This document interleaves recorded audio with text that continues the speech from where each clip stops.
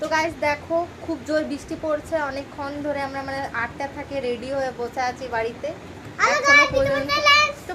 এখনো পর্যন্ত মানে শীতলপুর যাব, ডিসরগড় সাইডে আমার শ্বশুর বাড়ি, বিয়ে বাড়ি। তো সকালে যার মন্দিরে বিয়ে গেছে, এখন যাচ্ছি রিসেপশন আছে। তো দেখো রেডি হয়ে গেছি, কিন্তু কি করে যাব। আর এই চুলের চুলটাকে ঠিক করে রাখ, এটাকে উড়ে নেবো যাতে চুলটা খারাপ না হয়, একদম বাজে দেখাবে। যতটুকু সাজতে পারিছি গাইস ততটুকু সেজেছি, এত সাজাগুজা পারি না আমি। চলো, তো ওখানে যে আমি ভিডিও আবার স্টার্ট করবো তার জন্য।